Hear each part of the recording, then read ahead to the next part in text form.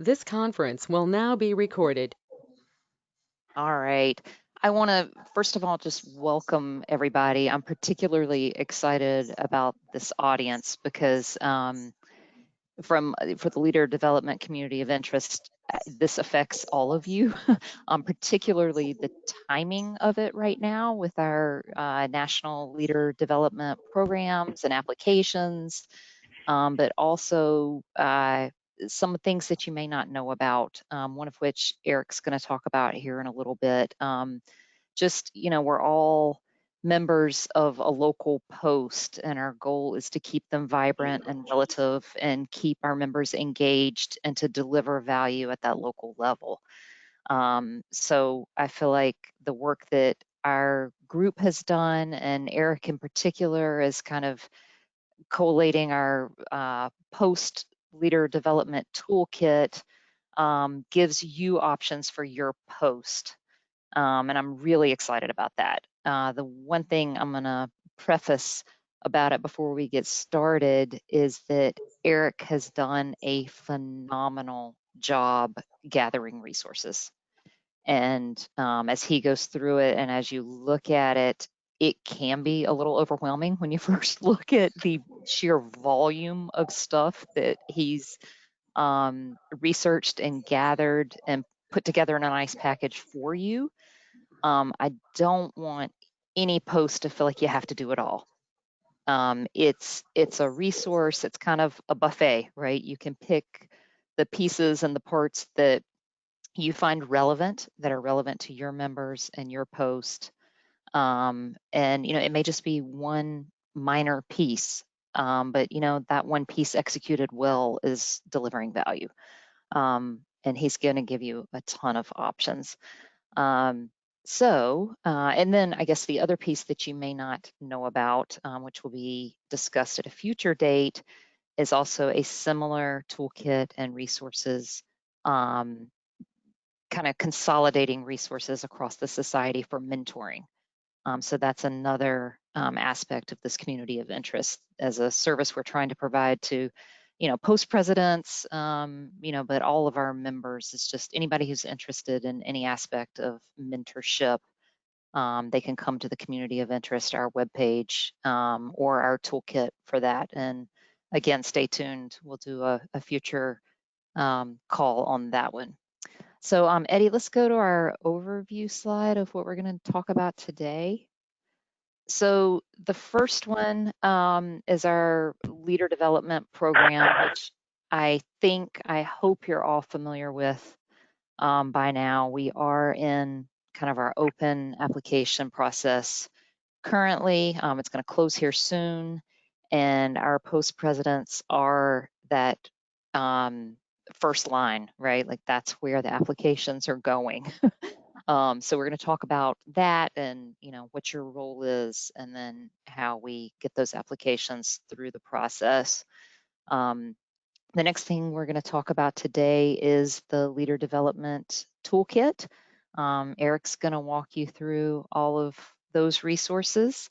We're going to hear from some posts that already have very mature, established leader development programs at the post level, just to give us all an idea of what is possible.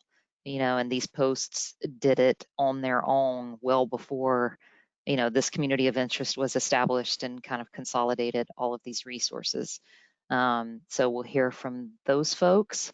We'll discuss any other programs, or there may be some other resource that you guys know about that we need to add to our toolkit. So we would love to hear your thoughts, and then obviously answer any questions that you may have. And if we don't have an answer, it'll be good food for thought for our task force so that we can discuss it and come up with an answer for you. And just an open discussion. So along the way, if you have any questions or comments, feel free to speak up or type it in the chat. Okay, next slide. Oh, yeah, I guess I should have introduced myself. I'm Caroline Roberts. I'm with Jacobs, and I am the chair of the leader development community of interest. And I think we have Roland on the line. Roland, are you there? You want to introduce yourself? Yeah, Caroline, thanks. Roland Guzman, as the slide shows, I'm the vice chair of the Leader Development Community of Interest. Just made the jump from my Navy career over to the private sector. So leadership is a particular interest to me. And I think this is a great thing to be a part of for this society. And I'm excited for today's discussion. Thanks.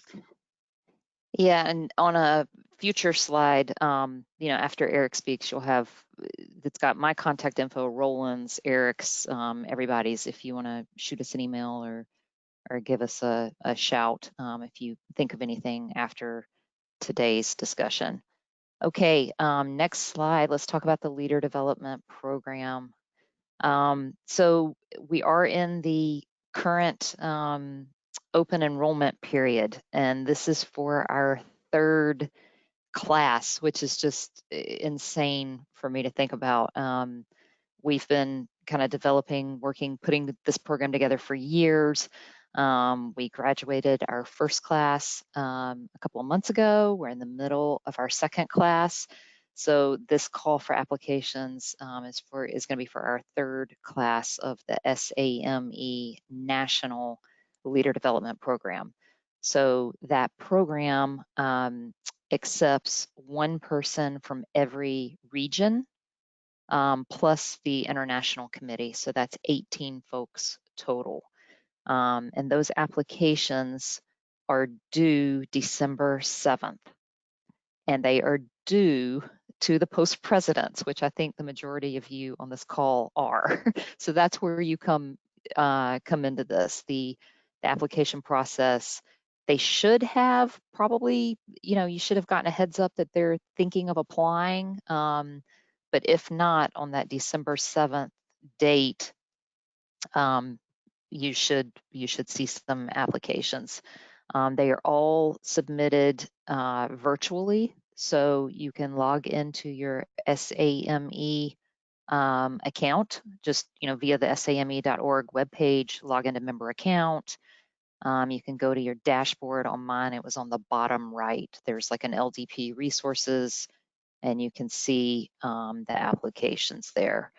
So I'm also a post president here in Seattle. So what's going to happen is on December 7th, I'm going to log in, I'm going to look at the applications, I'm going to make sure that they're complete. So they have to have their application, they have to have a letter from either their employer or if they're with a government agency, a letter from them, just for awareness that they support the participant doing the program. So that should be in there, but that's all you're doing. You're just checking it for completeness. From there, when the post presidents are done doing that, it goes up to the RVPs for review. So that deadline is December 11th. And when we're in that process, the pressure is not all on the RVPs. The intent is that the RVP is working with the post presidents. So all those posts in his region, his or her region, to discuss kind of the needs of the region, also needs of local posts, and if any of these applicants, can potentially help with that. Just kind of, it's a broader discussion. I don't want all the pressure again being on the RVPs for them having to make this decision alone. You should be collaborating with other post presidents. And then from there, the RVP is going to review and select the participant and at least one alternative. We have had folks who, when the time rolled around and they were notified that they were selected, their situation in life or their agency or employment had changed and they could no longer do it, right? So we had to go to an alternative. So you can see here on the screen kind of the dates go on and on with those levels of, selection of the participants and alternatives, as well as, notifying EDI and SAME national of the participants, and then the communication out to the participants kind of, by, we're shooting for March, but if there's alternatives involved, it could be after that. Also, you'll notice in there the Academy of Fellows. We'll review them and just a panel for verification. We'll get their blessing, and then we'll start sending out communications to the participants, letting them know that they've been selected, and then other applicants that weren't selected, that notification as well. But hopefully when those notifications go out, as the post president or RVP, you can communicate with that person and say, hey, I know you wanted this, you're clearly interested in leader development and taking on a leadership role. We have these needs in our post now. Would you be interested in XYZ? And that's just another avenue to, provide these individuals further opportunities, as well as, maybe it would help their application to apply the next year. So just things to think about. Roland, is there anything that I missed or that you want to add on there, or Eddie? I had one thing. Yes, go for it, Eddie. Well, we had a call with the RVPs on Thursday, and one of the things that they've asked for, just so that and they should be communicating with you as well, but they've asked for posts to give them a heads up of candidates that that you might be recruiting, so that they're aware of who's going to be in the mix. And also, if you really aren't finding any candidates this cycle, I think we want to make sure that we do have somebody represented from each region. Last year, we had a region that was not able to submit across all their posts, someone for the program. And so we don't want to lose any of the slots that we have. So we've asked the RVPs to make sure that they know that there's at least one person from their region that's considering this. So if you get a chance, just give them a heads up about who's in the mix on your end, so that they know who to expect when we close the applications and we go to your part of the review.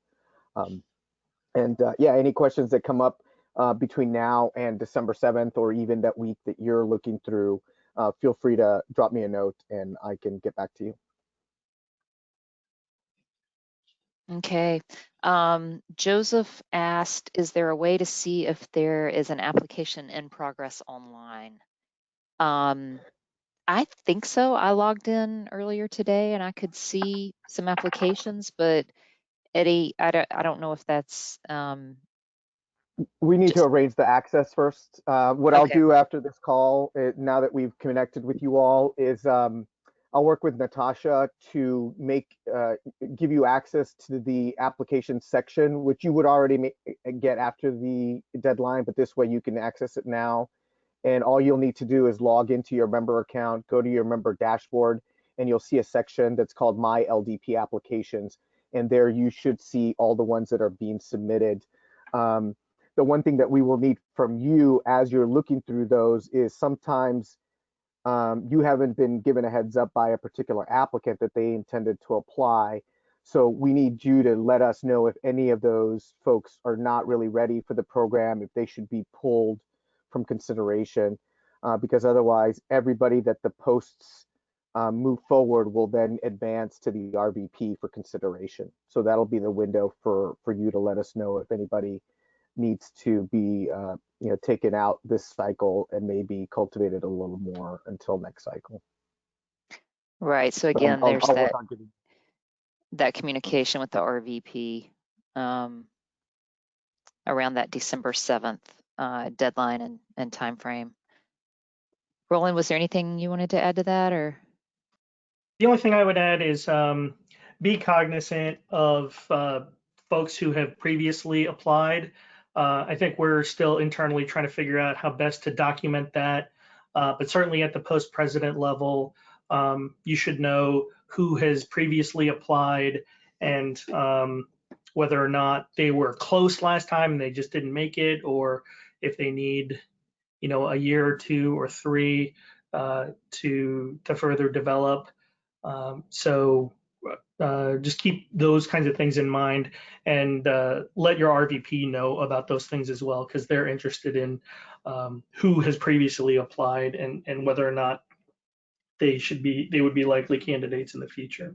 Over. Right, because the last thing we want to do is, take somebody who's passionate about something and discourage them, right? So, maybe they're looking for a national level opportunity, then you could direct them to our communities of interest, right? We've got a variety of them. They all have needs. They're all looking for volunteers.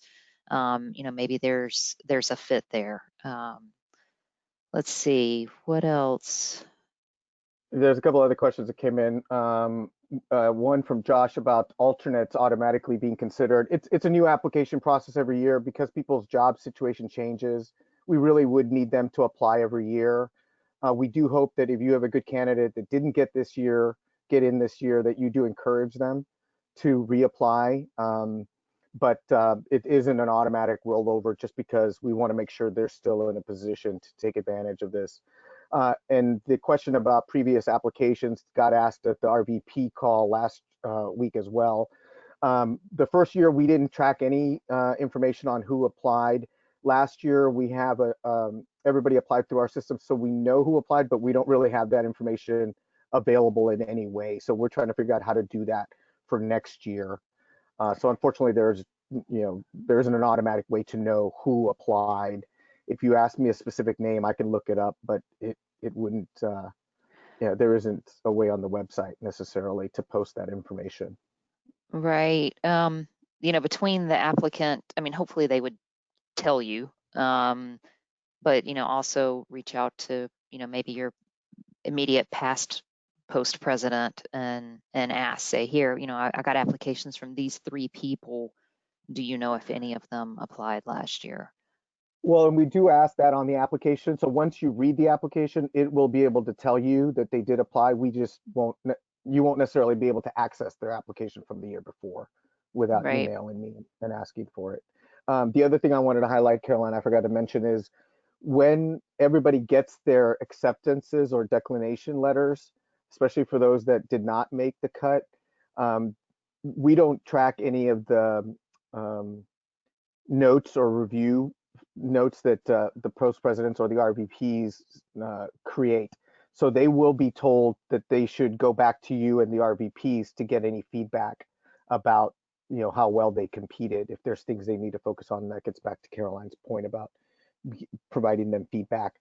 You'll be the only place where a lot of that kind of information will be captured, since you'll be doing the reviews. Arpin had a good question. Are previous LDP classes assisting RVPs or the LD COI task force in the selection of the next LDP class? To my knowledge, no. Not that you can't offer input to your post president or RVP. I know in our post, the inaugural class participant has spoken up in meetings about his experience and just more for educational purposes. But if there's a question, we usually kind of refer back to that individual for help, insight, or guidance as well. So something definitely for us to think about, the task force in the future, but currently no. We had an informal young professional meeting, and I spoke to the LDP program and tried to generate some interest, but I can reach out to the RVP, at least from my region, and see if they need help. But thanks. That'd be great. Thanks, Arpin. And then that's another point, is just making the program known and encouraging people that you see, as either currently leaders or that has potential future leaders for your post, encouraging them to apply. I've reached out to a couple of individuals, some within my post, some on the other side of the country in a different post, and kind of asked them, hey, have you considered this? And all of them said, I'm aware of it. I saw it. It piqued my interest, but I wasn't really sure if it was for me. Which I thought was interesting that multiple people had that response. So then that started a conversation, and two of them ended up applying this year. So I don't know why people are hesitant or think that maybe they don't see themselves as a leader, or they don't have enough experience, or their perceptions. But if you see somebody that you think has potential, please engage them and just ask them if it's on their radar. And it may be, no, and that's fine too. But there's a lot of people, I think, that that would do well, not only in the program, but well to serve SAME, our members, and our local posts that just need an invitation to engage.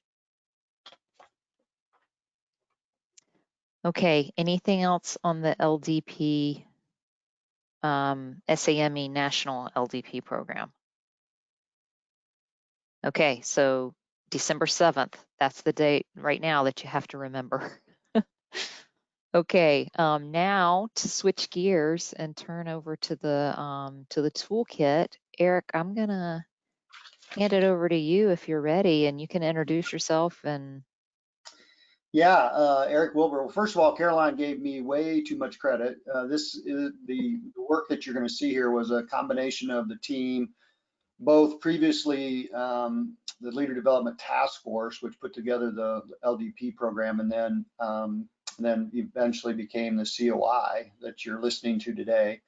And then some of the post programs, so San Antonio Post and the DC Post also contributed to this effort. So really a team effort. I was lucky enough to kind of try to put it together in some fashion. So the toolkit, and just remind me to go back when we get to it at the end, I can show you where that's located on the website. And we'll put that. As you've noticed, we use chat a lot, and we also let, hey, jump in. If you have questions as we go through, please ask those because somebody else probably has the same question. You can do it on chat, and Eddie and Caroline and Roland and others will be watching the chat, and they'll jump in as needed. Or if you just want to, hey, do it verbally, it's easier, go ahead and jump into the conversation because that's what it should be. As Caroline mentioned, the toolkit is, that's what it is, toolkit. It's got tools in it, and you get to choose the tools you want to use and discard the tools you don't want to use. Each post is different from small post to large post. Large posts have maybe more capability to do some of the things in the toolkit. Small posts, maybe not. Maybe you choose just one element of the toolkit. And so that's how it's designed, is to give you ideas and options to develop a leader development program on your post. So 3 things. We're going to go through the history.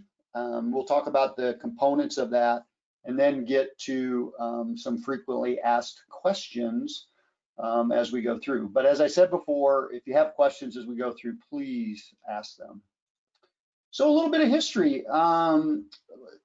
So there's probably been leader development program throughout many posts throughout the years. There's a couple of posts that are known to have formal programs. San Antonio Post program, the Leadership Lab, was started in 2011. We're currently on our, I think, 9th class. We've graduated 90 plus folks, and we've got another 11 going through the program now. So assuming they all graduate, we'll hit the century mark in the San Antonio Post for graduates of that program. Then the Washington, D.C. Post also has a leadership and mentoring program. That's what they refer to it as. started in 2015, and it's been going strong. And I'll open that up a little bit because there's been some creative stuff going on in the DC post that they've joined up with the Northern Virginia and, as I understand, the Mid-Maryland post. So that's pretty cool because it highlights that idea that it doesn't just have to be a one post. You can combine posts to create a program. Be creative on how you're able to do that based on the resources that you have.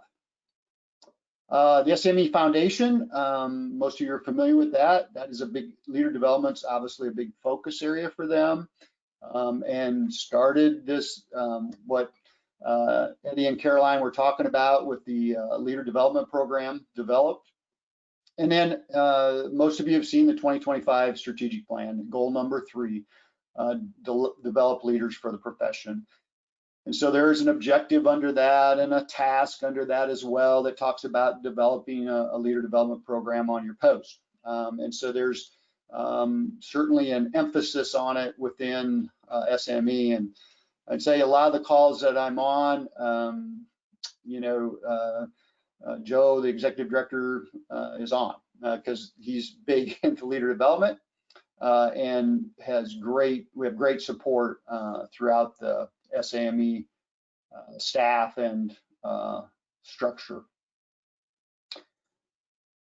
So the toolkit itself has these 6 components, we're calling them, and again, there's 6 components. You may only do one of those, or you may do multiple, depending upon, again, your capabilities and interest at your local post. So we'll go through those from self-assessment, curriculum, the classrooms, speakers, and then utilization project and mentors and proteges. So let's talk about self-assessment. Many of you have taken these self-assessment tests. The San Antonio Post happens to use DISC, and then they use DISC, and they actually bring in a professional who has been trained on DISC to provide feedback to their participants. But there are others. Our role is not to sell one of these versus another. I think, again, it goes back to your post. What do you need? And what does your maybe your sustaining members are looking for in this area? And so you can pick any of these and use them. We do recommend that if it is something that you're going to take and use, and that sometimes it's good to have a professional provide a debrief of the data or analysis of the data. We happen to have somebody that does it for free for us in San Antonio, but we've also, I know at least one year, we did pay somebody to do it as well. Not super expensive, but you can get feedback on these. And there are others besides these. So again, you're going to develop it based on your post. Regarding curriculum, and we'll talk, I've got a couple other slides here on curriculum, both on books and videos, as well as talking about the classroom discussion and speakers. So when we get to books, guess what? There are thousands upon thousands of great books on leadership. So we kind of put it into several different areas. These are just a few examples of what we have in the toolkit. And believe me, these aren't the only ones. Every time I talk to somebody, they've got a book they'd like to add to this. In fact, I think somebody just sent me another one the other day. Looks like a great book to add. To be honest with you, there's some really good ones. We do talk about just in general leadership. So Good to Great, 360 Leader are both good books. The LDP uses Good to Great. 360 Leader is used by the San Antonio Post.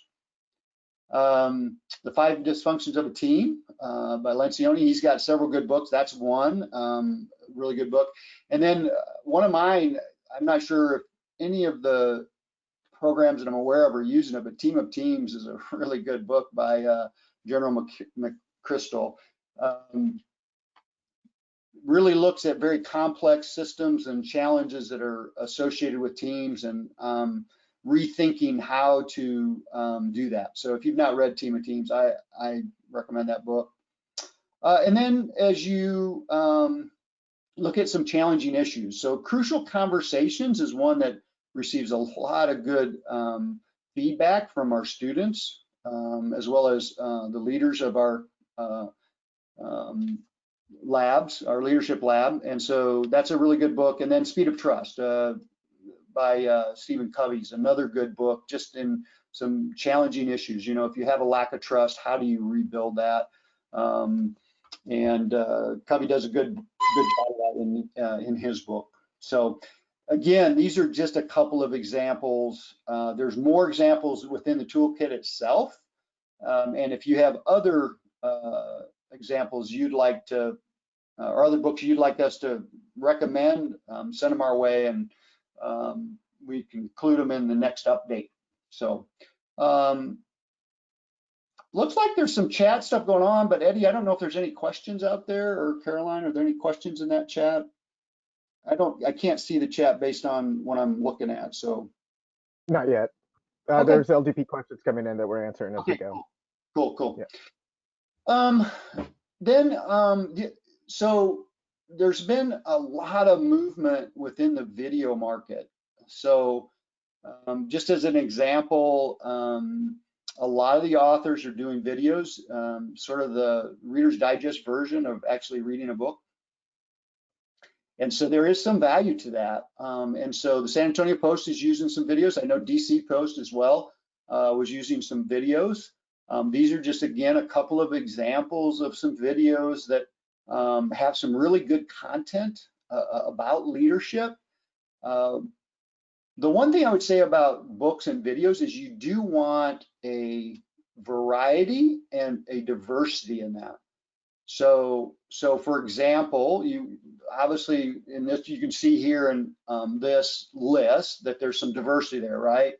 Colin Powell comes from obviously military background, but also as an African American, and then you have Angela Lee Duckworth, who comes from female. So you want a diversity of group, and I'll talk about that in the speakers as well that you bring in to your various programs. You want a diversity of thought.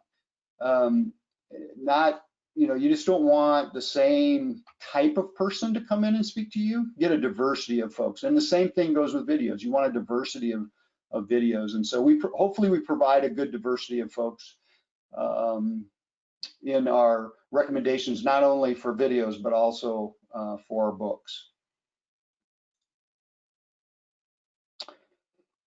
Classroom. So really important here, I think, that the way we've designed classrooms, and this even goes with the LDP program, it's a discussion, not necessarily a lecture.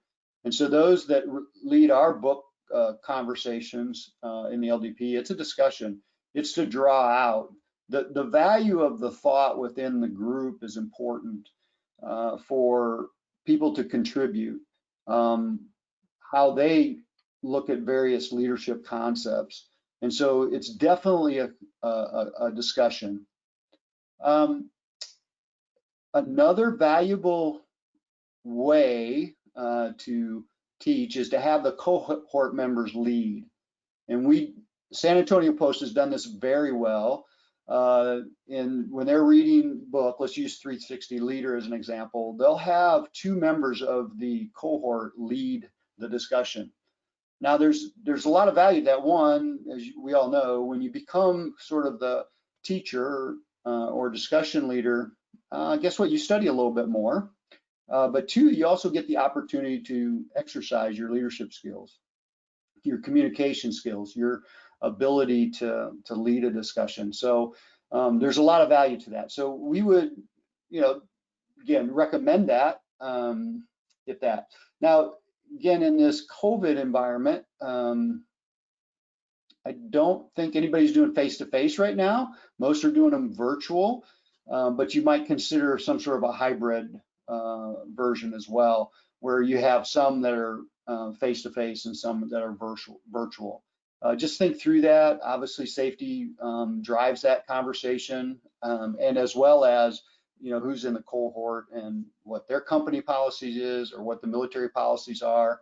But as we move forward, don't think that you can't do maybe a hybrid. I'm on the outside, the private sector, doing some things, and we're doing some things in the hybrid side, and it seems to work. We can maintain the social distancing, small group in person, and then a larger group that's in virtual, and it's showing some success, and still do it safely. So consider that. And then speakers, yeah, so you definitely want a diverse group of leaders and subject matter experts across the industry. We have it, I'll just say this, we have a tendency to lean on the military side. I think we view that as positive in one sense, but in another sense, it's one perspective. And so you also want to get government employees that are in the leadership roles or in the private sector, and then think of that in the sense of as well, male and female and different ethnic backgrounds. Because again, they come from a different perspective, and as leaders, we want to understand those different perspectives. As well as when you're thinking about the cohort, I'd say this, is you want a diverse group in the cohort, same thing. So that there's a good diversity of thought, good discussion that goes on with that. And by the way, we do have a list in the toolkit of possible speakers for you. If you're just like stuck on a topic and you're looking for one, certainly you can contact me and I can direct you to somebody, but there is a list of possible speakers within the toolkit as well. And those speakers are free. Yes, yeah. So, yeah. So I can't speak for the DC post. They'll be able to speak to that. But I know the San Antonio post. We don't pay speakers. And we do get them. But those speakers are for free. And Roland is one of them. So give him a call. Yeah, and then utilization project. So none of the post programs that I know of have a utilization project, but the LDP does. And so we added this to the toolkit primarily because we felt it had a lot of value. That the utilization project allows you to, again, exercise those leadership skills and knowledge that you're gaining. And so we've kind of felt like let's put utilization project as one of those components to the program to think through. Obviously provide service and value to the society and the post, and the project selection is wide open. Caroline works a lot of the projects for the LDP, and again, it crosses a lot of things. I don't know, Caroline, do you want to say anything about utilization projects, because you've got a lot of experience in that area? Sure. The only requirement we put on it is that it has to add value to our members. So that can be the post level, the regional level, or national. Like Eric said, the topics are vast. It's whatever the participant has a passion about. So we've had folks write articles in TME. We've had them. Well, I shouldn't say we've had them. They chose to do this for their project. They teamed with a government industry partner and published articles in TME, which gets at a few of our strategic values, right, and our strategic plan. That government engagement piece, as well as professional development. They now have a publication they can put on their CV or resume.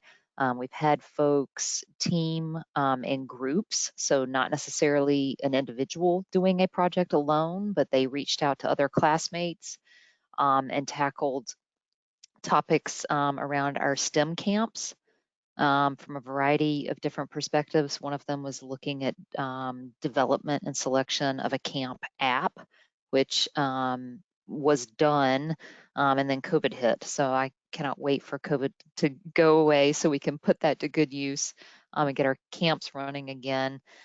So that was one. One of them was looking at mentoring opportunities within our camps and just taking kind of the best resources from, you know, we have our Air Force camps, we have our Army camps, we have our Marine Corps camps, and kind of pulling the best from all pieces, but providing an avenue for that coordination across our camps. We've had, I don't know, looking at kind of evaluating our post-level LDP for ROI and where we can improve that for our members. So the sky's the limit. It's, you know, if anybody has an interest, a passion, and can identify a need, and by filling that need, it adds value to SAME. It's a legit project. So the sky's the limit, I would assume, for local posts as well, not just national level SAME. Yeah, that's great. You know, again, it's what is needed, right? So, for example, I'll just use you at the San Antonio Post. One would be a good utilization project might be is, hey, write some job descriptions for some of the board member positions that we currently don't have, right? I mean, it can be as simple as that. It's what is needed that provides value to the society and post. So, pretty wide open. But anyway, this is one of those, again, one of those things that we included in the program as a result of LDP. And I think it's a great idea if that's something. And this may be the only component you use. So think about it. You may just take this component and say, hey, let's grab a couple of young members or young professionals, sorry. Let's grab a couple of young professionals and let's put them on a utilization project. And that'll be part of our leader development. And so, you know, because you may have some things at your post that you need to get done and you just don't have the bandwidth to do it within your board. Let's see, next is, mentors and proteges. So in the toolkit, we do provide a couple of draft applications that you could use for both mentors and proteges. And then we referenced the LDP mentoring guide for now. And as Caroline had mentioned, there is a mentoring toolkit under development. I'm really excited about that because I think that is gonna really help. Lots of mentoring programs going on within the society and bringing that together in one thing for posts to use. And so, and again, some outcomes of that might be just development of a personal growth plan, or what leadership skills need to be developed by the protege. And then, as always, it's about expanding our professional network. So anyway, I'm excited about that mentoring toolkit that's under development. It's going to be really cool.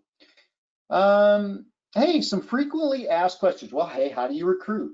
Because guess what? You can develop the greatest program in the world, but if you don't have anybody show up, it's not much value. So promotion's just like a lot of our events, right? It's about the website, it's email, it's post meetings, and so forth.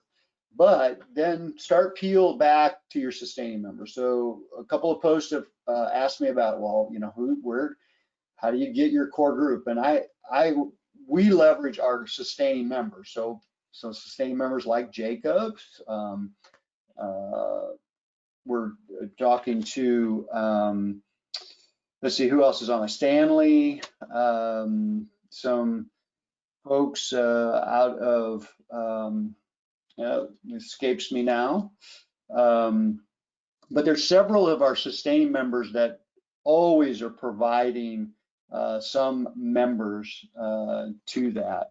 And so we use our sustaining members a lot for that. And then the public sector agencies. So for example, here in San Antonio, we've got AFCEC, we've got AFIMSC. We use them, we leverage them to get some public sector to include military into our leadership lab as well. And of course, DC Post obviously has lots of choices in the public sector side to do it. How many participants? Guess what? It depends on your post size, right? You could do it again, pick, you might have 2, you might have 12. We do recommend 12 is kind of the upper limit, only because the cohort, when it gets way too big, you start to lose a little bit of everybody contributing. But that's kind of what we would see, but you can go larger than that. Obviously, we've had, and I know in the San Antonio Post, larger cohorts than 12, but that works. How long should it run? If you're going to run a standard leader development program, we recommend at least 12 sessions. You could run that over 12 weeks. That's a possibility. Nobody's doing that because that's a tremendous amount of effort. We would recommend that you do complete it within a year. So you might have 1 session a month. The San Antonio Post runs 2 semesters, one in the fall, one in the spring, and they do every other week. And that seems to be a pretty good rhythm for folks. So they're not every week in the cohort, it's every other week. And that seems to be manageable by most folks' work schedules. So yeah. When and where should it meet? Well, that's a little bit of the local context. Right now, of course, everybody's doing it virtually, so you can use whatever virtual program platform that you'd like. But let's say you start to meet in person. What do you do? Again, I'll just talk to the San Antonio Post. They like to move around to the various sustaining members, and as well as on a military installation. So they move it, and that works very well. So they've met in places like Merrick and out at Lackland Air Force Base and Randolph Air Force Base, Parsons. And so, yeah, so you can meet wherever, and different locations allow people to see different offices, and again, expand that network that they have. Should you charge for the program? Well, there's 2 trains of thought on this. Yes, some would say yes because you gain personal commitment. Some would say no, the Post should just pay for it, just to signify how valuable the program is. San Antonio Post does a yes and no. One, they do charge, but they also offer scholarships, which are basically 100% approved. Sort of gets in between that, to both having commitment to the program that I'm paying to it, and then value. So again, I would say local context to whether you want to charge and whether you have the budget to handle costs such as books, and if there's a charge for speakers, or there's a charge for self-assessments, those types of things. Yeah, you just have to work that in your local context. But really, quite frankly, any answer here I think works based on your local context. Who manages the program at the post level? So in our case, we do have a leadership lab director on our board, and he falls under a leadership and mentoring director as well, who is elected. The leadership lab director is actually appointed, but the leadership and mentoring director is elected. And so we put them under that. What we would recommend, and what we would really love, is that you either elect or appoint somebody to run the program. And then, of course, have them join this COI, which we'll provide you later in the briefing on how you do that. But certainly, your leadership and mentoring POC should be part of our COI. So with that, a couple of, I know we're running a little long, but Don and Marie should be on. Oh, Don and Marie, that's interesting. I didn't even catch that before. For you older folks, you'll catch that. That was good, Eric. Yeah, Don and Marie, just a few minutes about the program. Don will talk about it, and then Marie will give her, her experience in the Leadership Lab program in San Antonio. Yeah, as long as you don't call me Donnie, and then we're okay. That was always a pet peeve for me. I got out of the service and I was Donald, and now I became Don, and I really emphasize that. So yeah, it's been a pleasure to be now in my 2nd year being a co-director of the Leadership Lab in San Antonio.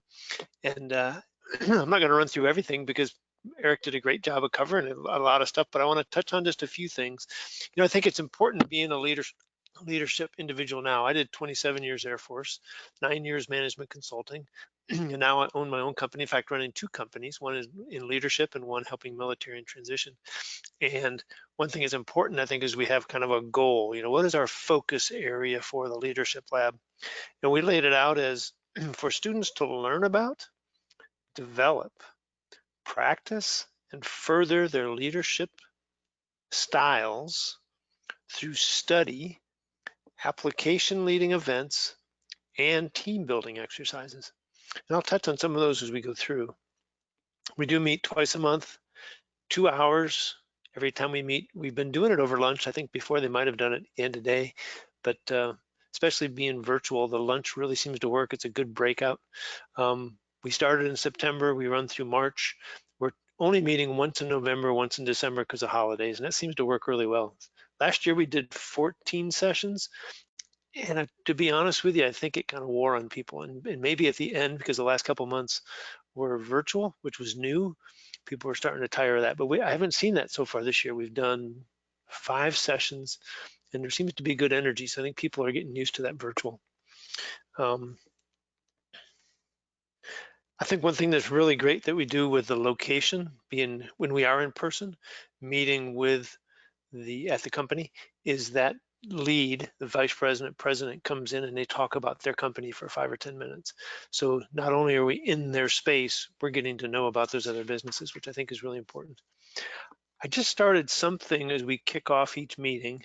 So especially now being virtual, modeling leadership, right? We're talking about keeping connected with people. And it's tough when you only see them once or twice a month, but spend 5 or 10 minutes getting to know each other. We usually, when we were in person, we would spend 20 minutes or so eating together and getting to know each other and having some interaction. Well, that's tougher on Zoom. So we're really focusing in on spending 5 or 10 minutes and seeing how people are doing and getting people to engage, getting their video to pop up and be able to look in their eyes as much as you can and see how they're acting and just getting to know each other. But I started a leadership highlight this last time, and it was about toughest person to lead is yourself. And we just talked about it for 5 minutes, about what does that take? And I'm going to bring in a different issue every time. You know, the guest speaker, I think one thing that I saw when I got in the role was we had a lot of white male colonel military.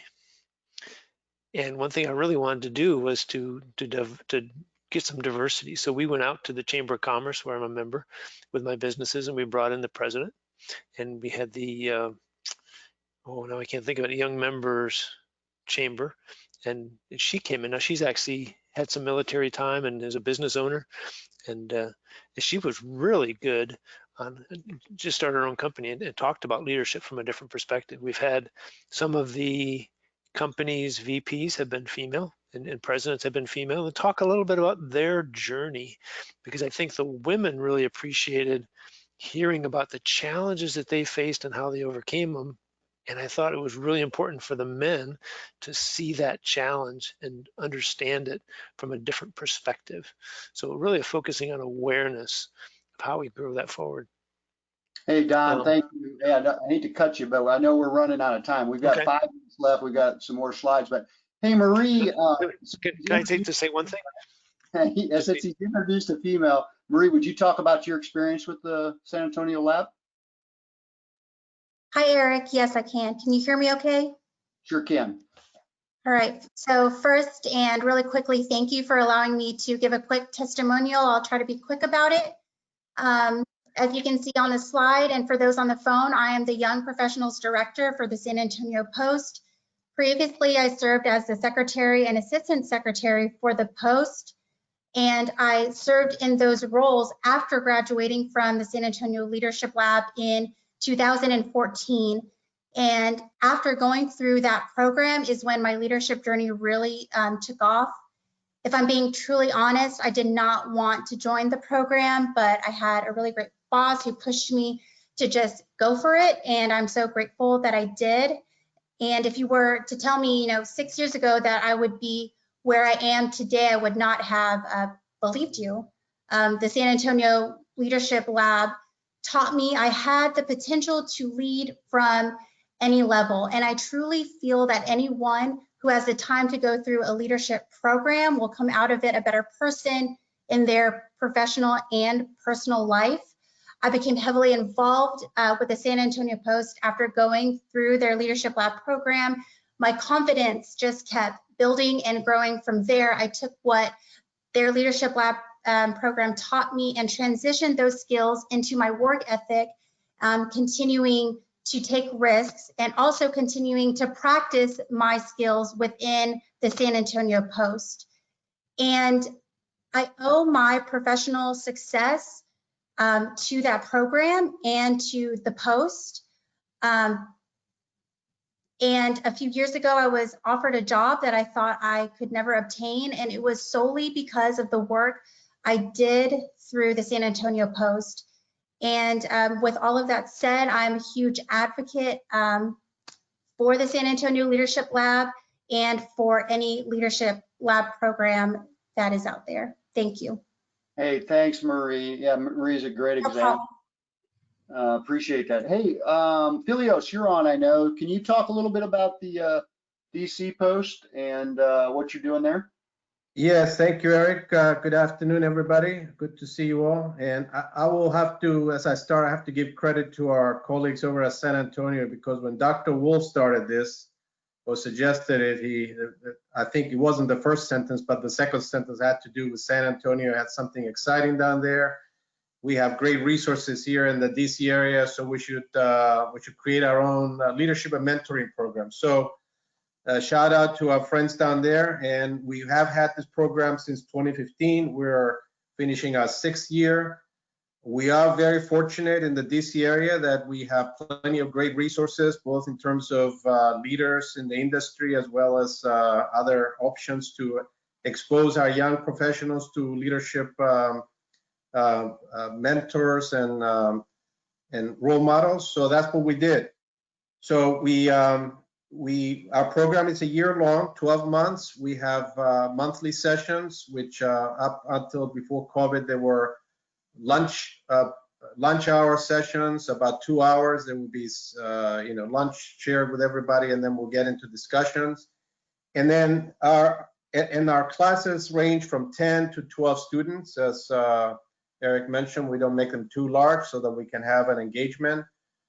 The program is diverse. We wanted to expose our future leaders to not only books and good materials like the ones that Eric shared, but also experiences with sending them to events like the JETSI or the Opal Awards for ASCE, and getting them exposed to actual real people who served in leadership positions for government, private sector, industry associations. That's another area that we try to promote with our young professionals, to show them how to build leadership within your peers in the industry. And then some other skills like marketing and business development. And through the discussions that they've had in the sessions, there was dialogue and back and forth, and some good analysis of topics that they read and information that they got from the various speakers. So this year, or obviously since last year, we've expanded our DC Post program to include 2 other posts. So this is, I think, it's something to be replicated around the country, I think, because some of the posts don't have the resources to host one. But I think there's nothing wrong with folks joining forces, and maybe a larger post can serve as a strong mentor to the smaller posts to help them get going on this program. So we had a lot of success, and one of our great proteges over here, Ben Nichols, is going to tell you all the good things he's done. Thanks, Philios. I'll be really quick because I know we're over timeline right now, but I've had the privilege of being on the LMP group with the DC and Nova Post and Mid-Maryland Post, and also on the national LDP program.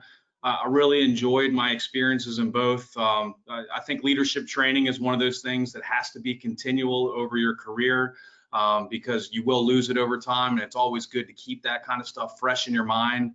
The networking in both groups was fantastic, being exposed to some high-level people in the private industry as well as the government.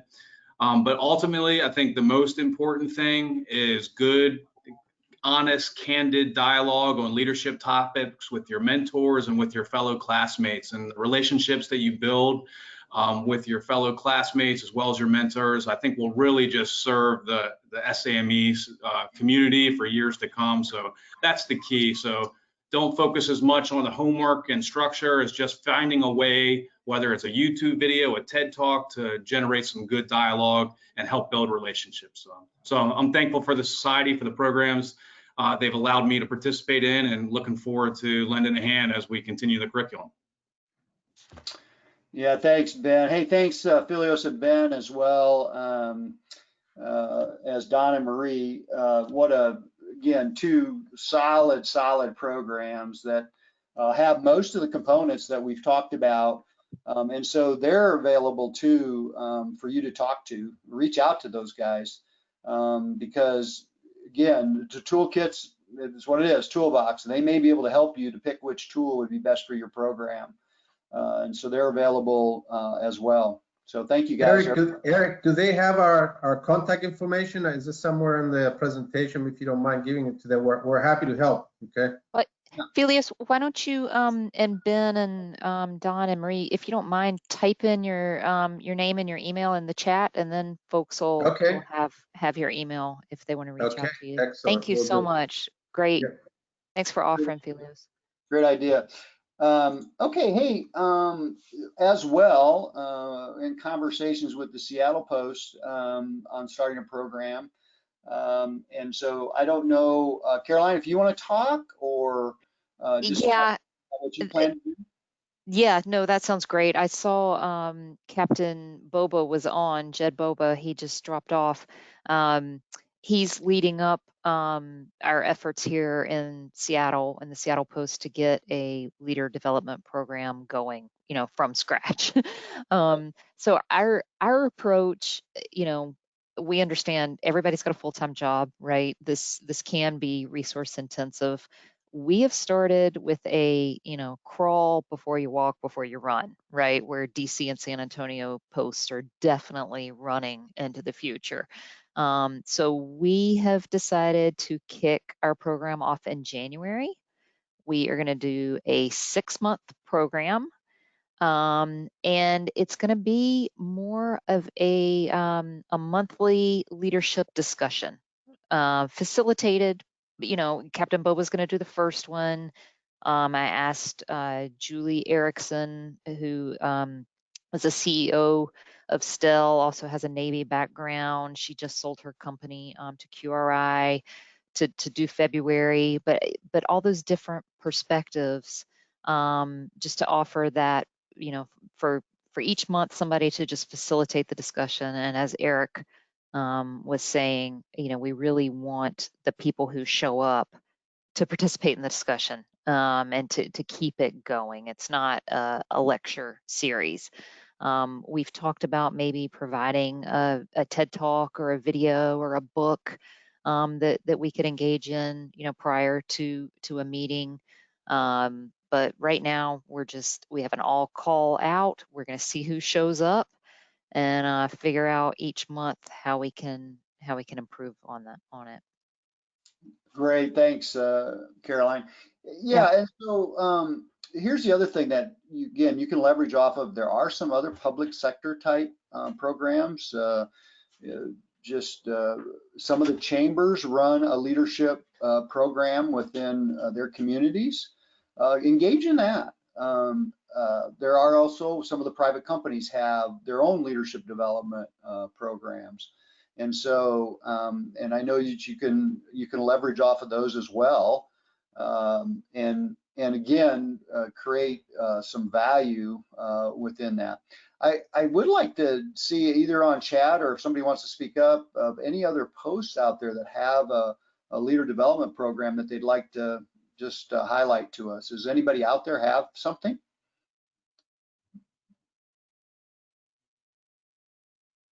Along those lines, Eric, while you're waiting for that to come in, a lot of the larger firms have internal leader development programs. For instance, I'm with Jacobs, we have one internally, but that's another resource, you could leverage, or if they have a local office in your area, invite them in. They've already got the content, the material, they've got a history of what worked well, what didn't. They may be interested in sponsoring or facilitating a month's program. Yeah, good. Yeah, leverage off the resources that you have. Roland just put on Hampton Roads. I guess their Chamber of Commerce had a program that he had went through. So there are other programs out there. If you have, if you're a post and you want to give me a call or anybody else a call and say, hey, I have a post, our post does this, I'd be happy to talk about that and help folks with their programs. With that, I'm going to open it up for any other questions that you might have regarding the toolkit. So we did post the link. I posted it and Eddie posted it, where you can find it directly on the SAME webpage. So feel free to click on that, download it. If you have suggestions or comments or things you want to add to it, reach out to us. Let us know. If you don't mind, can we go to the next slide? Because I think that's got Eric's contact information on it. Right. Yeah, there you go. Yeah, so all of us know SAME.org, and then just go over to connect to the community of interest. Once you get to the community of interest, click on leader development. And then on that front page is all the resources that we've got. Eddie's done a great job of organizing that. So there's my contact information. If you'd like to give me a shout, I'd be happy to help you with whatever you're trying to develop at your own post as well. So there, and these slides will be posted. Eddie will post those after the meeting today, so you'll have this available to you as well. Thanks, Eric.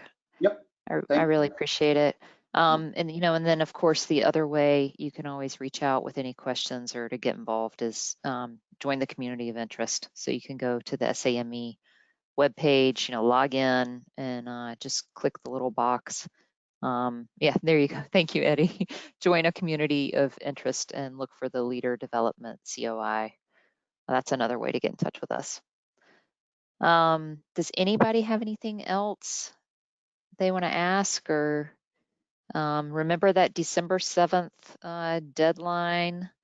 Don, Marie, Ben, Eric, Philios, I appreciate you guys being on here. And then our last slide, there's all of our emails.